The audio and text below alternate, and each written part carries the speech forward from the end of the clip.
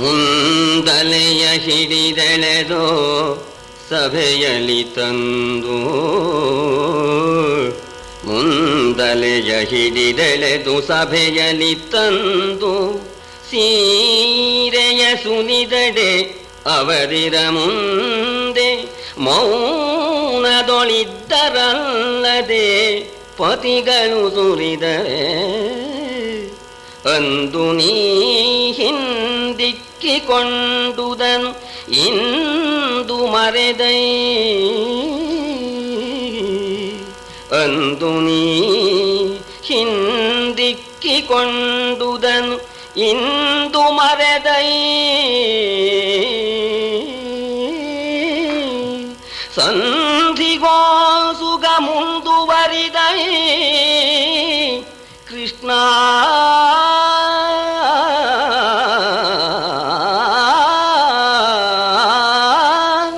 ನೀ ಸಂಧಿಗೋಸುಗ ಮುಂದುವರಿದೈ ಕೃಷ್ಣ ಎಂದಳು ದ್ರೌಪದಾದೆ. ಸಭೆ ಭೀಷ್ಮಾದಿಗಳೆಲ್ಲ ಇದ್ದಾರೆ. ದುರ್ಯೋಧನನ ಅಪ್ಪಣೆಯಿಂದ ಅವನ ತಮ್ಮನಾದ ದುಶ್ಯಾಸನ ದರ ಸಭೆಗೆ ಎಳ್ಕೊಂಡ್ಬಂದ. ಸೀರೆನೆ ಸುಲಿಯೋದಕ್ಕೆ ಪ್ರಾರಂಭ ಮಾಡಿದ.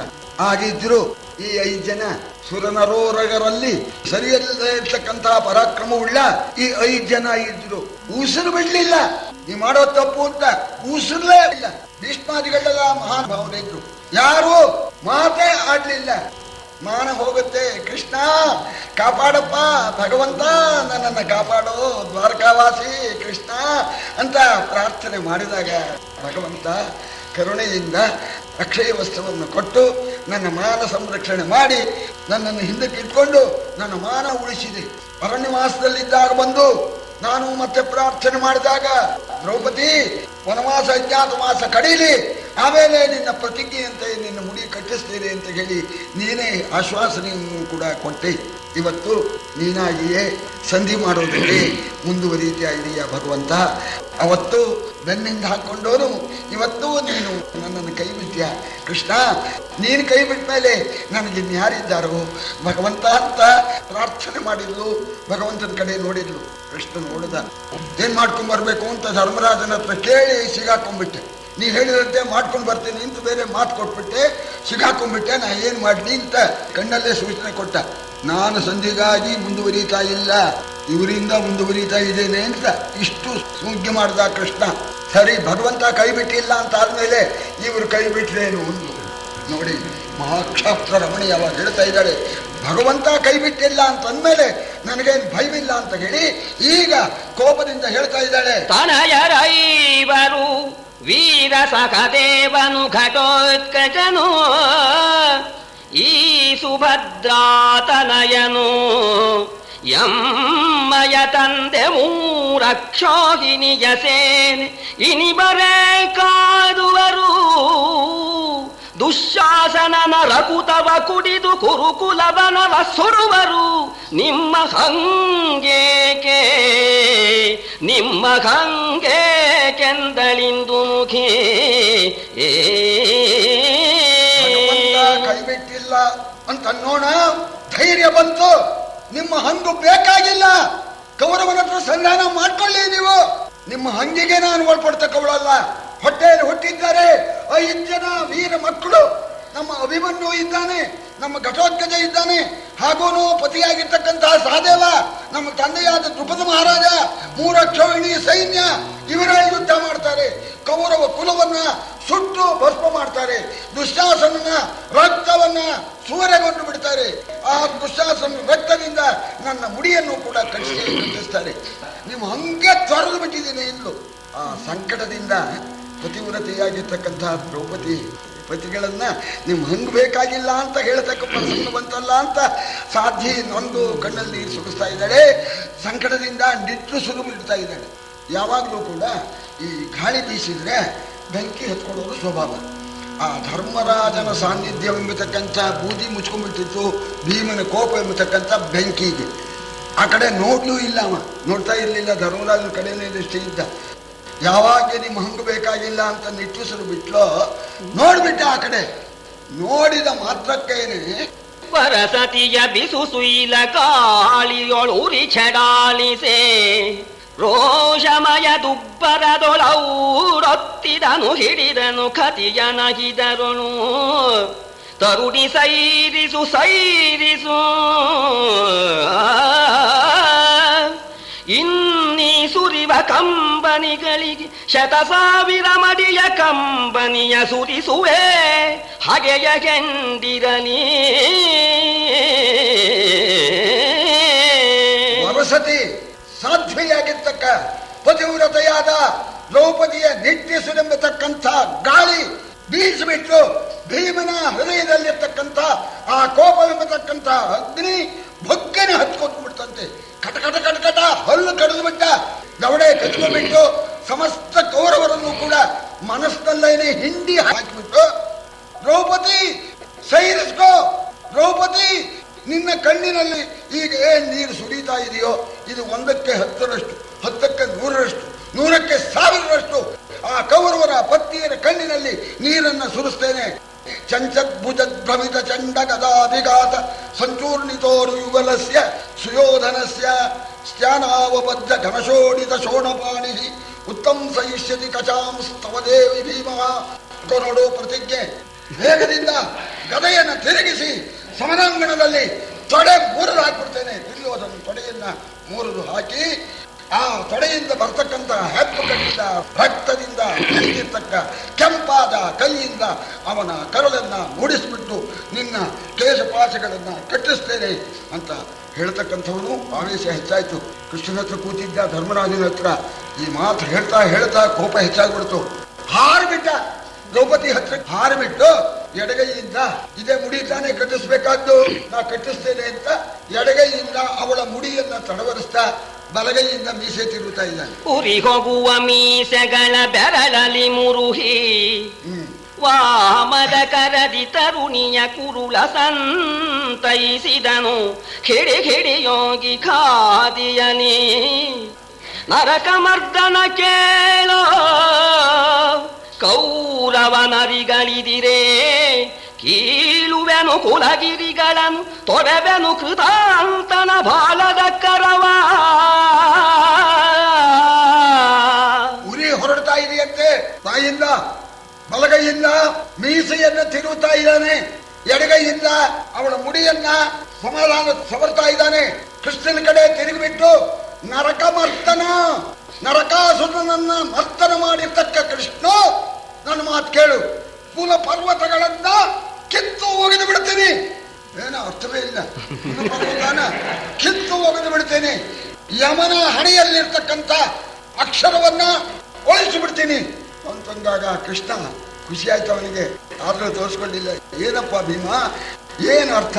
ನೀನು ಕುಲಪರ್ವತ ಯಾಕೆ ಕೇಳಬೇಕು, ಯಮನ ಹಣೆ ಬರ ಯಾಕೆ ಒಳಿಸ್ಬೇಕಯ್ಯ, ನೀನು ಏನಾಗಿದೆ ಅಂತ ಕೂಗ್ತಾ ಇದೀಯ ಅಂದ. ನೋಡು, ಆವಾಗ ನಾ ಹೇಳಿದ ಮಾತು ನನ್ನ ಮನಸ್ಸಿಗೆ ಸಮಾಧಾನ ಇಲ್ಲ. ಆದ್ರೂ ನೀನು ಕೇಳಿದಾಗ ಭೀಮ ಏನಪ್ಪಾ ಅಂತ ಸಂಧಾನವಾಗಬೇಕು, ಸಂಗ್ರಾಮ ಆಗ್ಬೇಕು ಅಂತ ನೀನು ಕೇಳಿದೆ. ಅವಾಗ ನಾನು ಯಮಸುತನ ಹರುವೆಂತುಟೆಂದ ಕ್ರಮಕ್ಕೆ ಮೊಗದಿರುಗಿದೆನು. ಬಳಿಕಿ ಕಮಲವದನೆಯ ಹರಿಬವೆನ್ನದು ಪದಿಗಳಿನಿ ಬರಲಿ. ಯಮಗೆ ಸಂಪ್ರತಿಗಿಲ್ಲ ಮನ, ಯಮಗೆ ಸಂಪ್ರತಿಗಿಲ್ಲ ಮನ, ಘನ ಸಮರವೇ ಸರ್ವಾರ್ಥ. ಕೋಪಶ್ರಮಕ್ಕೆ ವಿಪುರುದಿರಂಬು ಬಾಣವೇ ವಿಪುಲ ಫಲವೆಂದ. ಕೌರವ ನರಿಗಳು ಇದಿರೇ, ನನ್ನ ಪರಾಕ್ರಮಕ್ಕೆ ಆ ಕೌರವರೆಂಬತಕ್ಕಂಥ ನರಿಗಳು ಎಲ್ಲರಲ್ಲಿ ನಿಲ್ಲೋಕೆ ಸಾಧ್ಯವೇ? ಕುಲಪರ್ವತವನ್ನೇ ಕೀಳತಕ್ಕ ಸಾಮರ್ಥ್ಯ ಉಂಟು, ಯಮನ ಹಣೆಯ ಅಕ್ಷರವನ್ನ ತೊಳೆಯತಕ್ಕಂಥ ಯೋಗ್ಯತೆ ಉಂಟು. ಆದರೂ ಕೂಡ ಧರ್ಮರಾಜ ಅಣ್ಣ ಅಂತ ಹೇಳಿ ಅವನ ಅಭಿಪ್ರಾಯ, ಅವನ ಯೋಜನೆ ಸಂಧಿ ಕಡೆ ಇರೋದ್ರಿಂದ ನಾವು ಯಾಕೆ ಅಡ್ಡ ಹೋಗ್ಬೇಕು ಅಂತ ಸ್ವಲ್ಪ ಆ ಕಡೆಗೆ ಮುಖ ವಾಲಿಸಿದೆ. ಸಂಪೂರ್ಣವಾಗಲ್ಲ, ಧರ್ಮರಾಜನಿಗೆ ಯಾಕೆ ವಿರುದ್ಧವಾಗಿ ಹೋಗ್ಬೇಕು ಅಂತ ಸ್ವಲ್ಪ ಆ ಸಂಧಾನಕ್ಕಾಗಿ ಮುಖನ ಆ ಕಡೆ ಹಾಕಿದ್ದೆ. ಯೋಚನೆ ಮಾಡೋದ್ರಲ್ಲಿ ವಾಸ್ತವವಾಗಿ ದ್ರೌಪದಿಗೆ ಭರವಸೆ ಕೊಟ್ಟಿರ್ತಕ್ಕಂಥವನು ನಾನು. ನೀನು ಮುಡಿ ಕಟ್ಟಿಸ್ತೇನೆ ಅಂತ ಪ್ರತಿಜ್ಞೆ ಮಾಡಿದವನು ನಾನು. ಅವಾಗ ಮರ್ತೋಗ್ಬಿಡಿ ಧರ್ಮರಾಜನ ಆ ಮನಸ್ಸಿನಂತೇನೆ ಅಂದ್ಬಿಟ್ಟೆ. ಈಗ ವಿಚಾರ ಮಾಡುವುದರಲ್ಲಿ ಈ ಪತಿಗಳು ಐವರಲ್ಲಿ ದ್ರೌಪದಿಯ ಮಾನಸ ರಕ್ಷಣೆ, ಅವಳ ತೊಂದರೆಯನ್ನು ನಿವಾರಣೆ ಮಾಡತಕ್ಕಂತಹ ಜವಾಬ್ದಾರಿ ನನಗೆ ಹೆಚ್ಚು. ನಾನು ಭರವಸೆಯನ್ನು ಕೊಟ್ಟಿದ್ದೇನೆ. ಆದ್ದರಿಂದ ಈಗ ಸ್ಪಷ್ಟವಾಗಿ ಹೇಳ್ತೇನೆ, ನನಗೆ ಸಂಪ್ರತಿ ಇಲ್ಲ ಮನ. ಸಂಧಾನದಲ್ಲಿ ನನ್ನ ಮನಸ್ಸು ಹೋಗ್ತಕ್ಕಂತಹದ್ದಲ್ಲ. ಭಯಂಕರವಾದ ಯುದ್ಧವೇ ಸರ್ವ ಪ್ರಯೋಜನವನ್ನು ಸರ್ವಾರ್ಥವನ್ನು ಸಾಧಿಸಿಕೊಡ್ತಕ್ಕಂಥದ್ದು. ಈ ನಮ್ಮ ಶ್ರಮ, ಈ ಕೋಪ ಇದು ಪರಿಹಾರವಾಗಬೇಕಾದ್ರೆ ಆ ಶತ್ರುಗಳ ರಕ್ತದ ಪಾನ ಮಾಡಿ ಹೊರತು ಈ ಬಾಯಾರಿಕೆ, ಈ ಶ್ರಮ ಇದು ಪರಿಹಾರವಾಗುವುದಿಲ್ಲ. ಆದ್ದರಿಂದ ಕೃಷ್ಣ ಸ್ಪಷ್ಟವಾಗಿ ನಾನು ಹೇಳ್ತೇನೆ, ನಾನು ಈ ಹಿಂದೆ ಪ್ರತಿಜ್ಞೆ ಮಾಡಿದಂತೇನೆ ನನ್ನ ಪ್ರತಿಜ್ಞೆಯನ್ನು ನೆರವೇರಿಸಿಕೊಳ್ತೇನೆ. ಕೆಡಗಿರಿಪುವನು ಕರುಳ ದಂಡೆಯ ಮುಡಿಸುವೆನು ಮಾನಿನಿಗೆ, ರಕುತವ ಕುಡಿಯಲೆರೆವೆನು ಶಾಕಿನಿಯರಿಗೆ ತತ್ಸಹೋದರರ.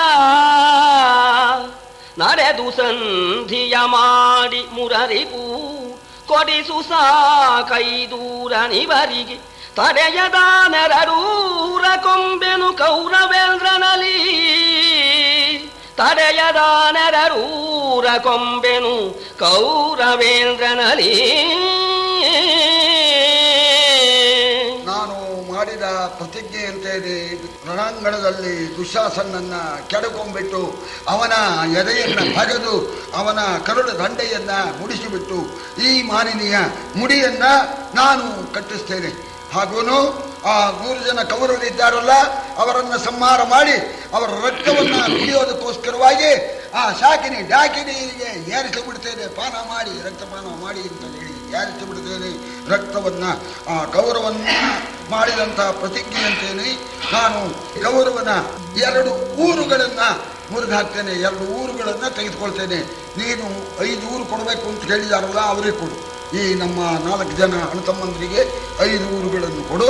ನನಗೆ ಕೌರವನ 2 ಊರುಗಳು ಸಾಕು ಅಂತ. ಕೌರವನ 2 ಊರುಗಳೇ ಸಾಕು ಅಂತ. ಊರು ಶಬ್ದಕ್ಕೆ ತೊಡೆ ಅಂತ ಒಂದರ್ಥ, ಊರು ಗ್ರಾಮ ಅಂತ ಒಂದರ್ಥ. 5 ಗ್ರಾಮ ಅವರಿಗೆ ಕೊಡಿಸ್ಕೊ. ನಮಗೆ ಕೌರವಂತೆ 2 ಊರುಗಳು 2 ತೊಡೆಗಳು ಅಂತ ಹೇಳಿ ಷಡ್ ಹೊಡೆದು ಇದೇ ನನ್ನ ಪ್ರತಿಜ್ಞೆ. ದೇವ ಸಂಧಿಯನೊಲಿದು ಮಾಡುವುದು ಆವು ಮುಖದಿರುಹಿದವು. ಈ ಸಹದೇವನೀ ಸಾತ್ಯಕಿ ಯುಧಾಮನ್ಯುತ್ತಮೌಜಸರ ಭಾವವೆಮ್ಮದು.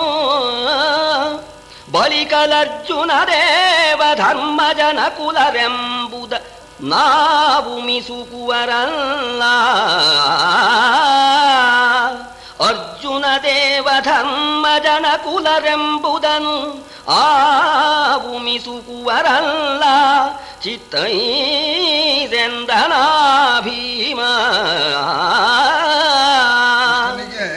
ಭೀಮ ಈ ಮಾತಂದಾಗ ಪರವಾಗಿಲ್ಲ, ಈಗ ಅನುಕೂಲ ಆಗತ್ತೆ ಯುದ್ಧಕ್ಕೆ ಅಂತ ಸಂತೋಷ ಆಯ್ತು. ಆದ್ರೆ ಭಗವಂತ ಅದನ್ನು ತೋರಿಸ್ಕೊಳ್ಳಿಲ್ಲ, ನಿಧಾನವಾಗಿ ಅಂದ. ಏನಪ್ಪ ನಿಂದು ಅಭಿಪ್ರಾಯ ಹೇಳ್ಬಿಡಯ್ಯ ಅನ್ನೋಣ. ದೇವ ನೋಡು, ಈ ಸ್ಪಷ್ಟವಾಗಿ ನಾನು ಹೇಳ್ತೇನೆ. ಸಂಧಾನಕ್ಕಾಗಿ ನೀನು ಹೊರಟಿದೀಯಾ ಅಣ್ಣನ ಮಾತಿನಂತೇನೆ. ನೀನು ಪ್ರೀತಿಯಿಂದ ಹೋಗಿ ಸಂಧಾನ ಮಾಡು, ಅವರಿಗೆ 5 ಊರುಗಳನ್ನ ಕೊಡಿಸು. ನಮಗ ಮಾತ್ರ ಸಂಧಾನ ಇಷ್ಟ ಇಲ್ಲ. ಯಾರ್ಯಾರಿಗೆ ಇಷ್ಟ ಇಲ್ಲ ಅನ್ನೋದನ್ನು ಕೂಡ ನಾನು ಸ್ಪಷ್ಟವಾಗಿ ಹೇಳ್ತೇನೆ. ಬಹುಮತ ಯಾವ ಕಡೆ ಇದೆ ಅನ್ನೋದನ್ನು ನೀನು ನೋಡ್ಕೊ. ಸಂಧಾನ ನನಗೆ ಒಬ್ಬನಿಗಲ್ಲ ಇಷ್ಟವಿಲ್ಲದೆ ಇರ್ತಕ್ಕಂಥದ್ದು. ನಮ್ಮ ಸಹದೇವನಿಗೆ ಇಷ್ಟ ಇಲ್ಲ, ನಮ್ಮ ಉಪಪಾಂಡವರಿಗೆ ಇಷ್ಟ ಇಲ್ಲ, ನಮ್ಮ ಅಭಿಮನ್ಯುವಿಗೆ ಇಷ್ಟ ಇಲ್ಲ, ನಮ್ಮ ಘಟೋದ್ಗಜನಿಗೆ ಇಷ್ಟವಿಲ್ಲ, ಯುಧಾಮನ್ಯು, ಉತ್ತಮೂಂಜಸ, ಸಾತ್ವಿಕಿ ಇವರು ಯಾರಿಗೂ ಕೂಡ ಇಷ್ಟ ಇಲ್ಲ. ಸಂಧಾನ ಇಷ್ಟ ಇಲ್ಲದೆ ಇರ್ತಕ್ಕಂಥವರು ಇಷ್ಟು ಜನ ಇದ್ದಾರೆ. ಈಗ ಬಹುಜನರ ಕಡೆಗೆ ಬರಬೇಕೇ ವಿನಃ ಅಲ್ಪಸಂಖ್ಯಾತರ ಕಡೆಗೆ ನಾವು ಹೋಗೋದಕ್ಕೆ ಕಾರಣ ಇಲ್ಲ. ಇನ್ನು 3 ಜನ ಸಂಧಾನ ಬೇಕು ಅಂತನ್ನೋರು. ಧರ್ಮರಾಜ ಒಬ್ಬವನು, ಅರ್ಜುನ ಒಬ್ಬವನು, ನಕಲ ಒಬ್ಬವನು. ಅವರು ಬೇಕಾದ್ರೆ ನಮ್ಮ ಕಡೆ ಬರಲಿ, ನಾವು ಅವ್ರ ಕಡೆ ಹೋಗೋದಿಲ್ಲ. ಬಹುಸಂಖ್ಯಾ ನಮ್ಮ ಕಡೆ ಇದೆ. ಇದಕ್ಕೇನು ಹೇಳ್ತೀಯಾ ಅಂತ ಕೃಷ್ಣನ ಹತ್ರ ಕೇಳಿದ. ಈಗ ಏನು ಹೇಳ್ತೀಯಾ, ಏನು ಮಾಡ್ಕೊಂಡ್ಬರ್ತೀಯ ಅಂತ. ಕೃಷ್ಣನಿಗೆ ಅವಕಾಶ ಸಿಕ್ತು, ಅಲ್ಲ ಹೇಳ್ತಾ ಇದ್ದಾನೆ. ಧರ್ಮರಾಜ ಅಂದ, ಸ್ವಾಮಿಯಿಂದ ನೋಡಪ್ಪ, ಈಗ ಒಂದು ತೀರ್ಮಾನ ಹೇಳಿದಷ್ಟು ನಾ ಏನು ಮಾಡ್ಕೊಂಡ್ಬರ್ಬೇಕು ಅಂತ. ಈಗ ನಾನೇನೋ ರಾಯಭಾರಿಯಾಗಿ ಹೋಗ್ಬೇಕು ಅಂತಂದೆ, ಹೋಗೋಕೆ ನಾವು ಒಪ್ಕೊಂಡಾಯ್ತು. ನಾನು ಹೋಗಿ ಏನು ಮಾತಾಡಬೇಕು, ಏನು ಮಾಡ್ಕೊಂಡ್ಬರ್ಬೇಕು ಅಂತ ನಿಮ್ಮಲ್ಲೇ ತಡ ಕೂಡ ಭದ್ರ ಇಲ್ಲಲ್ಲ. ಕೆಲರು ಸಂಪ್ರತಿಗೊಲಿವರು ಇತ್ತಲು ಕೆಲರು ವಿಗ್ರಹ ವಿಗ್ರಹ ಕೆಳಸುವವರು ಕೆಲರು ಸಂಪ್ರತಿಗೊಲಿವರು ಇತ್ತಲು ಕೆಲರು ವಿಗ್ರಹ ಕೆಳಸುವವರು ಇದರೊಳಗೆ ನಿಶ್ಚಯವಿಲ್ಲದಿರೆ ನೃಪಕಾರ್ಯವೆಂತಹುದು ತಿಳಿಯ ಹೇಳವನೀಶ ತಿಳಿಯ ಹೇಳವನೀಶ ಪರಮಂಡಲಕ್ಕೆ ಪಯಣವ ಮಾಡುವೆವು ಪರಮಂಡಲಕ್ಕೆ ಪಯಣವ ಮಾಡುವೆವು ನಾವಳುಕಿದವರಲ್ಲ ನಾವಳುಕಿದವರಲ್ಲೆನನು ಕೃಷ್ಣಂಗರಸ ನಿಂತೆಲ್ದ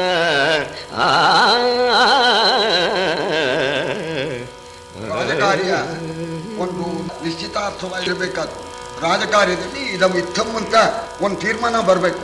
ಹಾಗೂ ಹೇಳೋದು ಹೀಗೂ ಹೇಳೋದು. ಹಾಗೆ ಮಾಡಿದರೆ ರಾಜಕಾರ್ಯ ಯಾವ ರೀತಿ ನಾವು ನಿಶ್ಚಯಿಸ್ಕೊಂಡು ಬರೋದು? ನೋಡಪ್ಪ, ನಾನೇನೋ ಸಂಧಾನಕ್ಕೆ ಹೋಗೋದಕ್ಕೆ ರಾಯಭಾರಿಯಾಗಿ ಹೋಗೋದಕ್ಕೆ ನಾನು ಸಿದ್ಧನಾಗಿದ್ದೇನೆ. ಆದರೆ ನಂಗೊಂದು ತೀರ್ಮಾನ ಬರಬೇಕು, ಇಂಥದ್ದು ಮಾಡ್ಕೊಂಡು ಬರಬೇಕು ಅಂತ ನೀವು ಒಂದು ಎಲ್ಲರ ಅಭಿಪ್ರಾಯ ಈ ಕೇಳಿದೆಯಲ್ಲ. ಕೆಲವರು ಸಂಪ್ರತಿಗೆ ಒಲವು, ಕೆಲವರು ಸಂಧಿ ಆಗಲಿ ಅಂತ ಕೆಲವರು ಅಂತ ಇದ್ದಾರೆ. ಇನ್ನು ಮುಂದೆ ಎಲ್ಲ ನಡೆದಿದೆಯಲ್ಲ.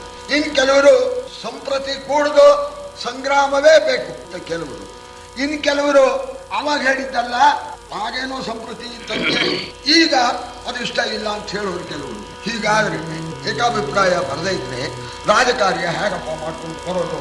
ನೀನು ಈಗ ಎಲ್ಲ ಕೇಳಿದೀಯೋ ಇಲ್ವೋ? ಯಾರ್ಯಾರು ಏನೇನು ಹೇಳಿದ್ರು ಅಂತ ಅನ್ನೋದನ್ನು ಕೇಳಿದೀಯಾ? ಇದರಲ್ಲಿ ನೀನು ತೀರ್ಮಾನ ಹೇಳಿಬಿಟ್ರೆ ನೀನು ಹೇಳಿದಂತೆ ನಾನು ಮಾಡ್ಕೊಂಡು ಬರೋದಕ್ಕೆ ಸಿದ್ಧನಾಗಿದ್ದೇನೆ. ನಾನು ರಾಯಭಾರಿಯಾಗಿ ಹೋಗೋದಕ್ಕೆ ನಾನೇನು ಹಿಂಜರಿತಕ್ಕವನಲ್ಲ ಅಂತ ಇಷ್ಟಂದ್ರೂ ಕೂಡ ಆ ಧರ್ಮರಾಜನ ವ್ಯಕ್ತಿತ್ವ ಸಾಮಾನ್ಯವಲ್ಲ. ಯಾರೋ ಸಾಹುಕಾರರು ಸಾಲ ಕೊಟ್ಟಿದ್ದಾರೆ 10,000 ರೂಪಾಯಿ. ಅವನು ಕೊಡಲೇ ಇಲ್ಲ. ಆಮೇಲೆ ಕೋರ್ಟಿಗೆ ಹೋಗಿ ಅಂತ ಅಂದ್ಬಿಟ್ಟ. ಕೊನೆಗೆ ಇವರು ವಿಚಾರ ಮಾಡಿದ್ರು, ಎಲ್ಲ ಪರಬಾರ ಮಾಡಿಬಿಟ್ಟಿದ್ದಾನಂತ ದುಡ್ಡು ಮೋಸ ಮಾಡಿದ್ದಾನೆ, ಕೋರ್ಟಿಗೆ ಹೋದ್ರು ಕೂಡ ದುಡ್ಡು ಬರೋದಿಲ್ಲ ಅಂತ ಹೇಳ್ಬಿಟ್ರು.